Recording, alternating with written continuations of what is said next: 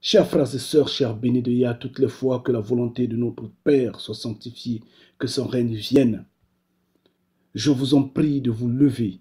Je l'ai toujours dit. Et maintenant, le moment est là. Nous devrons nous lever.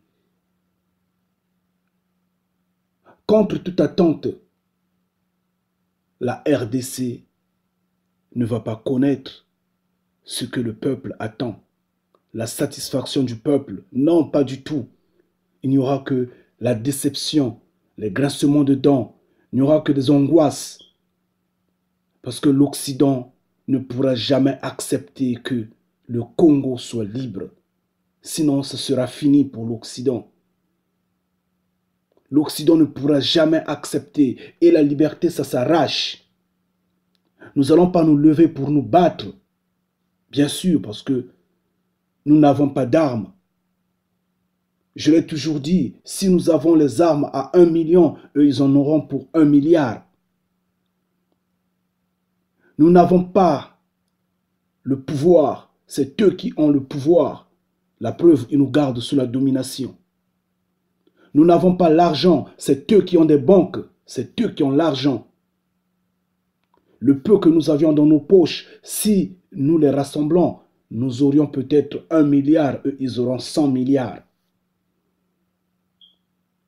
Et oui, si nous en orgueillons un peu trop, ils peuvent dévaluer la monnaie et redevenir un rien du tout. Mais cependant, il prend nos minerais, il prend nos matières premières, il nous tue, il nous viole, il nous pille.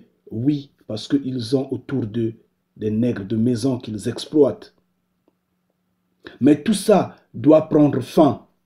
Parce que Yah a bien dit dans Ésaïe 43 que je veux vous rassembler de l'Occident. Et nous sommes en Occident. Oui, c'est le moment qu'il va réclamer à l'Orient de donner ses enfants. Il va nous prendre des extrémités du monde. Oui, c'est le moment. Et il va dire au midi, demande ne retient pas. Et l'Afrique doit demander maintenant. Nous devrons nous lever. Nous allons nous lever non en brisant ce qui ne nous appartient pas. Non en injuriant ceux qui sont semblables à nous. Non en détruisant sur le chemin. Non, pas du tout. Nous allons nous lever dans la paix totale, dans la tranquillité totale, en criant au scandale du mensonge qui, depuis des siècles, nous garde dans ces chaînes d'esclavagisme. Oui, c'est maintenant que l'Occident va payer. C'est maintenant que l'Occident va perdre ce qu'il a toujours conservé comme serait un bijou propre à lui, étant donné que ce n'est que de l'usurpation totale. Ce n'est pas sa propriété. Le peuple hébreu n'est pas sa propriété. Je vous appelle, chers Africains, chers Hébreux, levez-vous.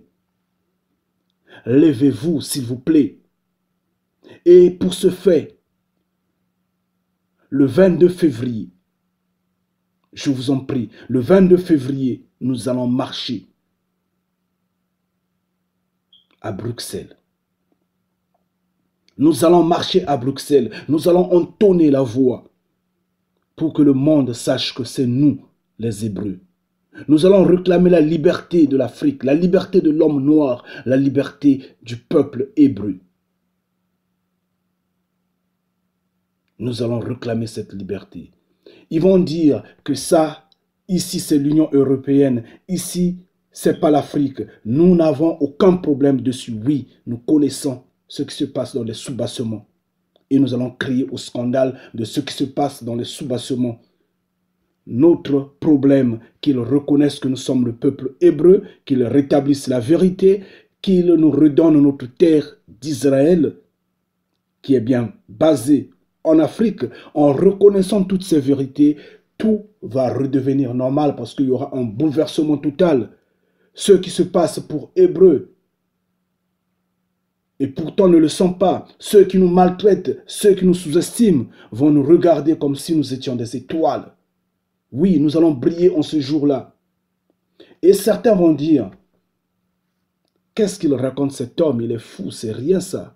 Moi, je n'ai pas le temps à sortir sous le froid, à me mettre dans les rues de Bruxelles. Ce n'est pas un problème, frère. Mais ce que je vous demande de faire, c'est que si vous n'êtes pas disponible, ma sœur, en ce jour-là, restez à la maison. Que ce jour-là soit un jour férié pour vous, hommes noirs.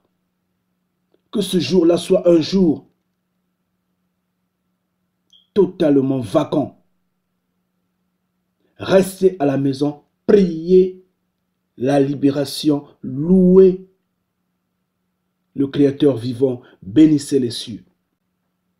Les gens vont dire, je n'ai pas le temps à bénir ce soi-disant Créateur vivant que je ne connais même pas. Il n'y a pas de problème. Quand Moïse s'était levé, les Hébreux se sont moqués de lui en premier. Puis les Égyptiens et le reste du monde après. Mais nous sommes de l'eau.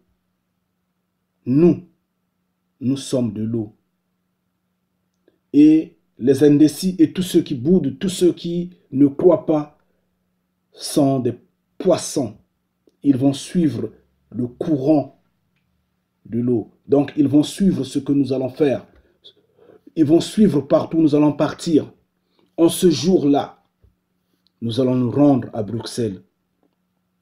Que nous soyons 2, que nous soyons 5, que nous soyons 6, que nous soyons 20, nous serions là. Et ma recommandation est qu'aux Noirs de rester à la maison, que ce jour-là soit un jour vacant. Oui, ça fait longtemps que nous travaillons, nous ne faisons rien avec cet argent-là. Ce n'est pas en un jour que nous allons gagner tout l'argent du monde. Je vous en prie, écoutez ce que je dis bien. Et nous allons y repartir parce que nous savons bien que ces hommes-là ne vont pas nous recevoir. Nous savons que les Occidentaux ne vont pas nous recevoir. Ils vont nous remplir peut-être de honte, d'humiliation, de raillerie et autres.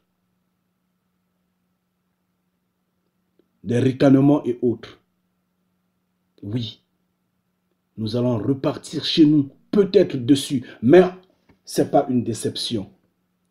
Et nous allons y repartir le 12 juillet. Le 12 juillet 2017. Espérons qu'il n'y aura pas encore la 3e guerre mondiale en ce temps et que tout le monde sera dans la paix totale, la liberté de marcher, de parler, et nous allons une fois de plus reprendre la même opération. Je vous le dis, chers frères et sœurs, Yah a dit lui-même qu'il va nous rassembler de l'Occident, et l'heure est arrivée. Et dans Deutéronome 4, Moïse a insisté, quand vous allez vous en rendre compte que la captivité est un enfer que vous ne pouvez pas supporter, appelez le Créateur vivant, il se souviendra de vous, parce qu'il se souvient de l'alliance qu'il a signée avec vos pères, vos ancêtres. Et Yah a dit lui-même, bien que étant en captivité, il ne va pas nous lâcher. Oui, pour la grandeur de son nom, par la grandeur de son nom, il ne va pas accepter que nous soyons décimés. Il est avec nous, il nous protège, bien que souffrant, la vie étant difficile, mais Yah nous protège et nous le bénissons, nous lui rendons gloire. Et c'est le moment que les fondements de la terre doivent trembler.